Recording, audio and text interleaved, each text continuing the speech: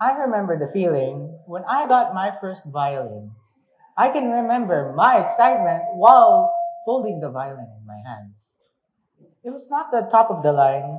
It's not like those fancy Cremonas, Fiddlerman, Stentor, or Stradivarius violins. It was just your ordinary violin from Lazada. You see my photo? My posture was wrong. I was holding the bow and the neck wrong. I clearly had no idea what to do. All I knew was that I had this feeling inside of me wanting to learn and play a musical instrument. And this was not my first rodeo with musical instruments. I learned to play the piano when I was 8, and by the age of 10, my dad taught me a little bit of guitar. I also had the kalimba. It was not until a year later, at the age of 11, that I took the initiative to learn to play another musical instrument.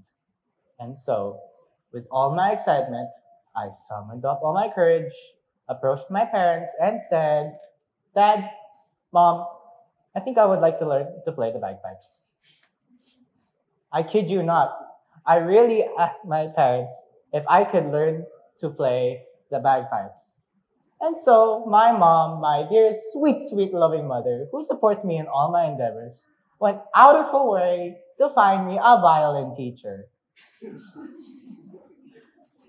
I woke up one day, I saw a box, I thought it was bagpipes. I opened the box, and there it was, a violin. Thanks, Mom. Turns out, mothers know best, because I did eventually love to play the violin. And that was how my journey with the violin began. This and my history with other musical instruments led me to wonder, where did my interest and ability to play musical instruments come from? Is it hereditary? Is it passed on from generation to generation? Is it learned? Let's go find out, shall we? Just out of curiosity, maybe a quick show of hands. I just want to find out how many of you love to listen to music? Okay, that's a lot. Okay, next question. How many of you actually know how to play a musical instrument? Okay, that's great. Now, last question, last question. How many of you guys feel happy when you listen to music? Okay, great, that's a lot. Thank you guys for participating. Let's move on. We all know that genes are the blueprint of life. They are the code written in our DNA. Now, what does genetics have to do with musical ability? Looking at my family, my great grandmother, who's still alive by the way, at the ripe old age of 87, sings beautifully and plays the piano. Both my grandmothers also play the piano well. My grandfather plays the guitar, and so does my dad. I guess it's safe to say that music runs in my family. But does this contribute to my innate love and interest in musical instruments? I found out that when my mom was pregnant with me, she would listen to music every day and place the speaker on her tummy. I came across a study led by Professor Carlos Esquerra from the University of Barcelona that said that when pregnant women sing to their babies or listen to music through loudspeakers, babies are born with a better ability to encode speech sounds.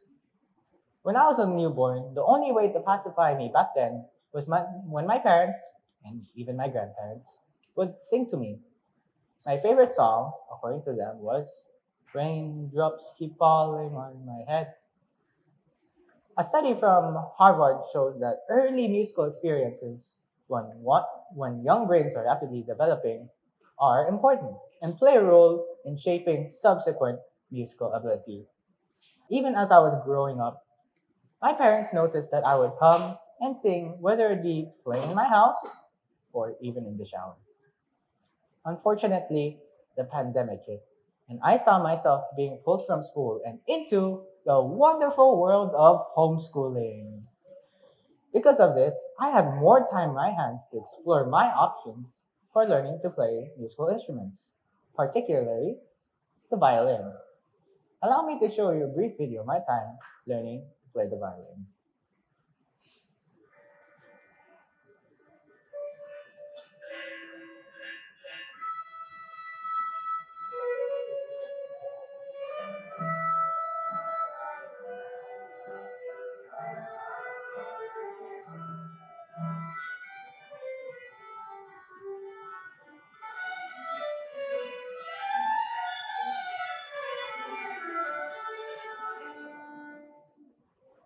As time flew by, the pandemic slowly ended. But my interest in musical instruments did not. Learning to play the violin for the first time with a teacher was really fun for me. According to another Harvard study, essential pathways in the brain are known to be important for musical training. The research concluded that structures in the infant brain may serve as a scaffold upon which ongoing musical ability can be built. And so, for all of us here in this room who love music, enjoy listening to music, and for some of us who already know how to play a musical instrument, there's already a structure in our brains to build our musical ability on. While genetic predisposition may contribute to one's musical ability, I believe that nurture, along with a lot of hard work, perseverance, and never giving up, is what will help a person achieve their fullest potential when it comes to musical ability. With my family's history with music, together with my environment being surrounded by it, and to top it off with the musical training I'm getting, it all comes down to this amazing scaffold structure being built slowly and steadily. So, yes, both nature and nurture combined with musical training contribute to my innate love and interest in playing musical instruments. Before I leave, I would like to play an excerpt from a music piece that I played for my grandpa when he recently turned 70 years old. This song was composed by Antonin Dvorak, and this is Humoresque.